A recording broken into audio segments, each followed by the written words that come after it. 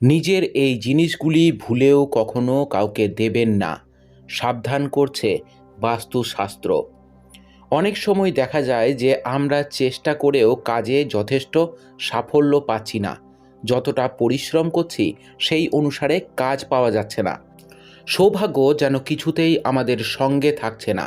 যে কোনো কাজ করতে গেলে পদে পদে বাধার মুখে পড়তে হচ্ছে।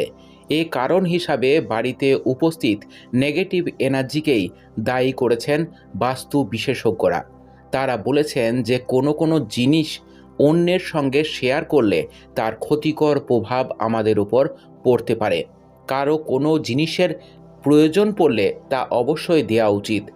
সাহায্য প্রার্থীকে ফিরিয়ে দেওয়া কখনোই কাম্য নয়, কিন্তু কোনো জিনিস অন্যের সঙ্গে শেয়ার করতে নেই। এতে দুর্ভাগ্যকে আকর্ষণ করা হয় বলে সাবধান করা হয়েছে বাস্তুশাস্ত্রে।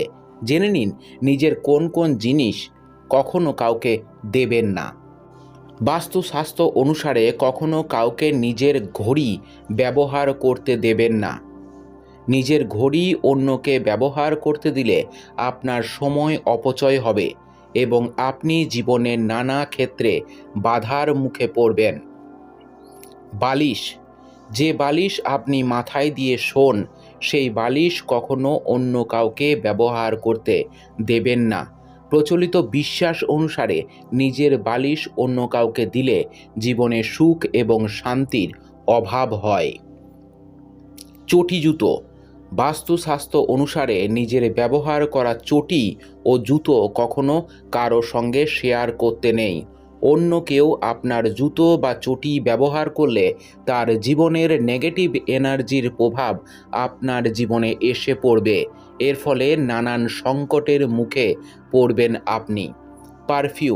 পারফিউমের সুন্দর গন্ধ আমাদের মন ভালো করে, এটি আমাদের ব্যক্তিত্বের বিকাশ ঘটায়, কিন্তু নিজের পারফিউম কখনো অন্য কারোর সঙ্গে শেয়ার করতে নেই। ব্রেসলেট, অনেকে হাতে গুড লাক ব্রেসলেট পরে থাকেন। এই ব্রেসলেট আমাদের জীবনের নেগেটিভ এনার্জি দূর করে বলে মনে করা হয়, কিন্তু নিজের ব্রেসলেট অন্য কাউকে দিলে তার ফলে আপনার বড় ক্ষতি হয়ে যেতে পারে। আংটি, বাস্তুশাস্ত্র বলছে কখনো নিজের আংটি অন্য কাউকে দিতে নেই। নিজের আংটি অন্য কাউকে পরতে দিলে আপনার দাম্পত্য জীবনে সমস্যা দেখা দিতে পারে। স্বাস্থ্য এবং আর্থিক অবস্থাও ক্ষতি হয়। পেন অনেকেই অন্যের থেকে চেয়ে ব্যবহার করেন, কিন্তু যে পেনে আপনি সবসময় লেখালেখি করেন, ভুলেও সেই পেন অন্য কাউকে দেবেন না। প্রচলিত বিশ্বাস অনুসারে নিজের পেন অন্য কাউকে ব্যবহার করতে দিলে আপনার সাফল্যেও ভাগ বসাবেন ওই ব্যক্তি। অতএব বন্ধুরা, এগুলো মেনে চলুন, ভালো থাকুন। জয় মা তারা, জয় বাবা লোকনাথ।